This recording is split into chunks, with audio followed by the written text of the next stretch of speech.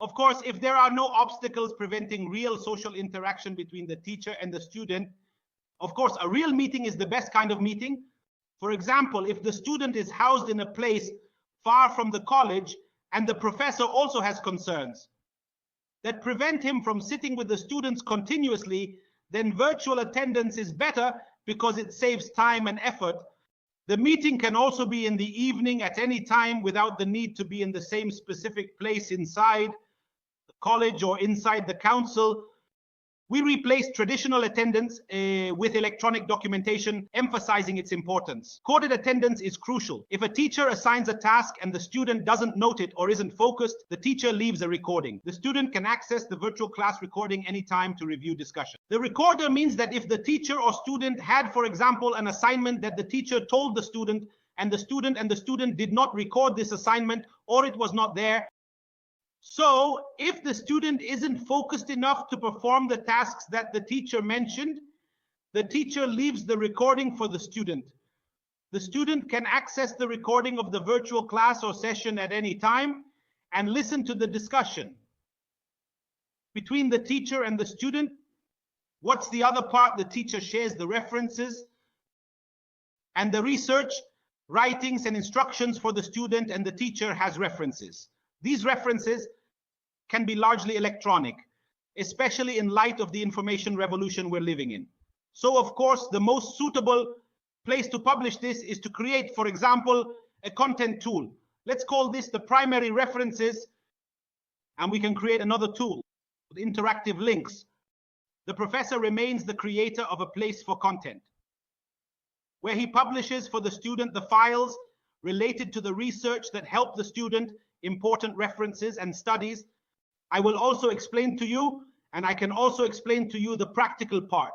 We will see. We come to work on the Alps. We establish the rules for graduate studies at the university so that the student is aware of all the existing regulations and doesn't end up performing any task that violates these rules without being aware of them. So we publish these rules both in the thesis and in English, and we also publish them in Arabic. And I will clarify this for you shortly, just after we finish focusing on what we need to focus on, which is direct attendance. We also talked about publishing sources like PDFs or links and sites. They could be video files, pictures and drawings. All these tools like pictures or videos would be difficult to keep. I can't present it except electronically, and the best platform is Blackboard LMS, as Access uses employee and student IDs.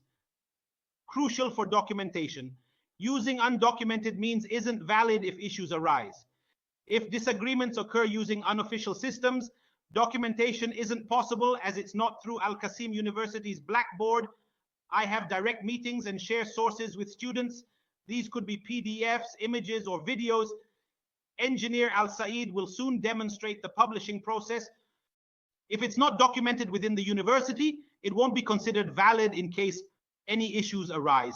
For example, if I used any other communication system and there was a disagreement between the student and the teacher, it wouldn't be possible to document what happened because it wasn't through the official system used at Al-Qasim University, which is the Blackboard system. So I have direct meetings and various sources and references that I share with the student. These sources could be PDF references, or they could be image files, or they could be videos. We will clarify how this publishing process works today through the practical side that Engineer Al-Said will present shortly.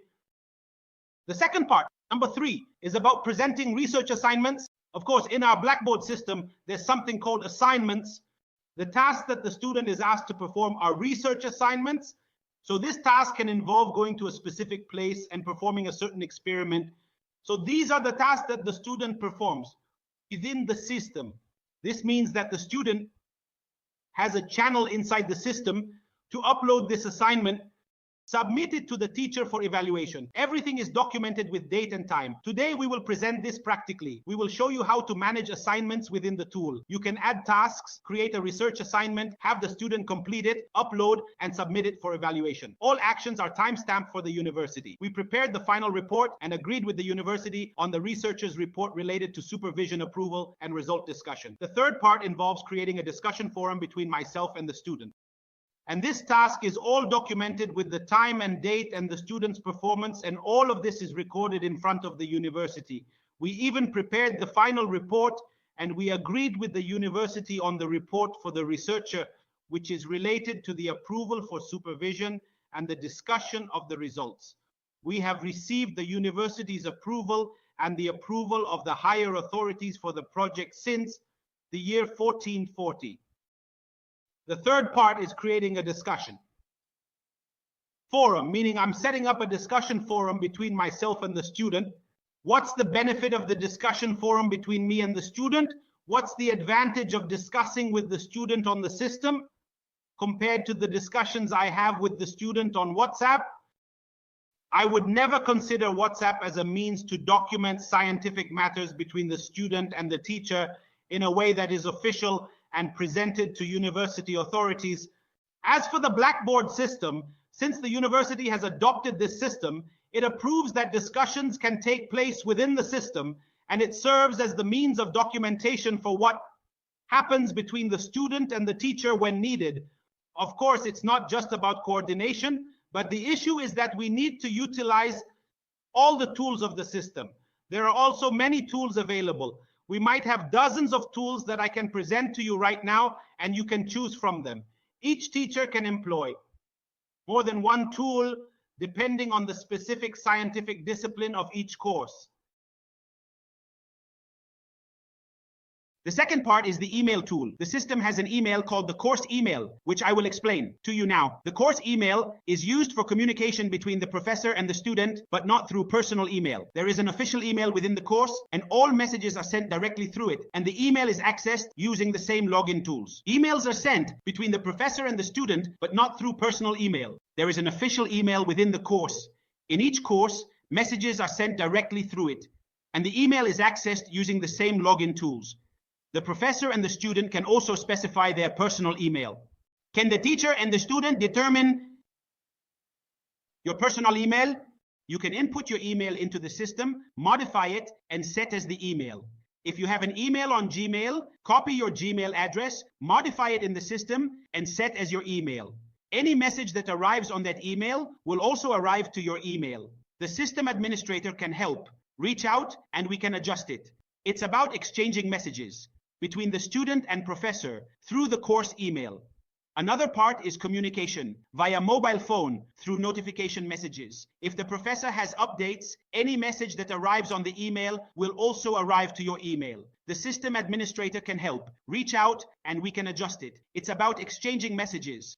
Exchanging messages within the system between the student and the professor happens through the course email.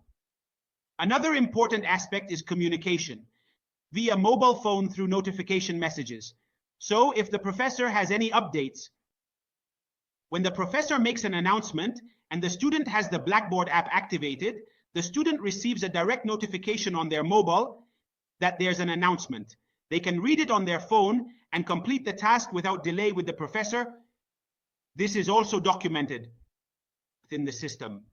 Writing reports and evaluating research, like all of this is also available within the system. Research experiments. We can clarify that a student, whoever is going to create a course, for example, or conduct an experiment, can use the Blackboard system itself. I will clarify this for you, and I have a request to show you their page. They can use the Blackboard system itself to conduct the experiment. This way, I've saved the student from having to rely on another system that might charge them. This domain and server will be charged. No, we can provide this for free. The electronic system conducts the experiment. The advantage I see is that the professor can see the experiment for themselves and monitor the performance of the researchers along with the students, whether they are students, staff, or teachers.